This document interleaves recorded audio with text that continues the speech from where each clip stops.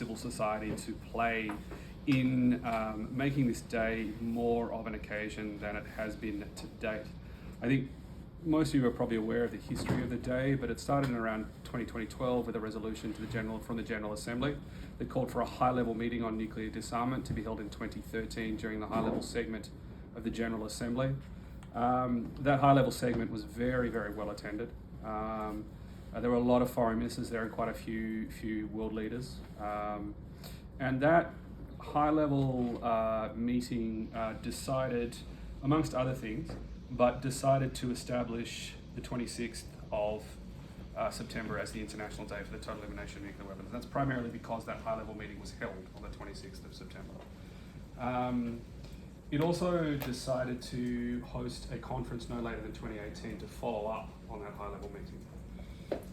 At the time, I think 2012, 2013, obviously it was the world was a very different place when it comes to nuclear weapons. We'd had the successful 2010 NPT review conference, which I think had made everyone feel somewhat optimistic.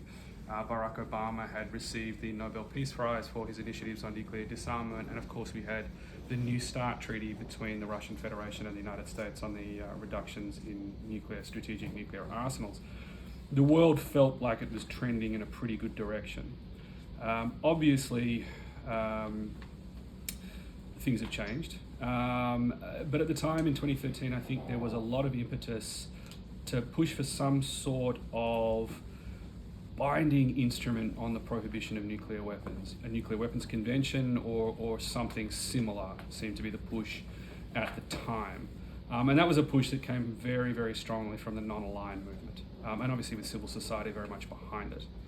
There are a couple of things I think that changed between then and now in terms of how this day has been used and why the impetus behind that the day in the first place is no longer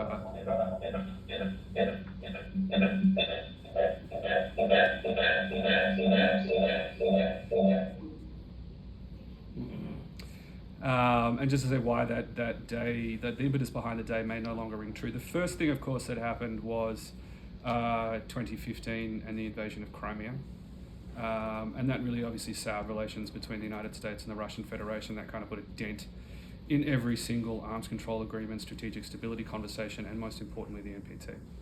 I think the other thing, though, that happened at the time, which is very much a positive development, but did take the impetus away from this day, which was, one, the emergence of the humanitarian consequences movement. Obviously, that was written into it was first part of the 2010 NPT outcome. And then there was the first conference in Oslo, and then the conference in Mexico, and then the conference in Austria as well. And all of that obviously led to the TPNW as a prohibition treaty. So I think, whilst that was on the cards at the time, no one knew that it was a certainty. And so those two developments, which is the fracturing of the international climate, as it were, and the increasing competition between the states that possess nuclear weapons, and the movement towards humanitarian consequences and the TPNW, effectively took the wind out of the sails for the International Day. And the International Day, and I'm going to be very frank, and I know we're being recorded, but I'm going to be very frank when I say the International Day is not achieving its potential. The International Day has very much become a day that is rote statements, to civil society speakers, very much not commemorated in a high-profile way. The Secretary General does what he is supposed to do per the terms of the resolution that is tabled every year.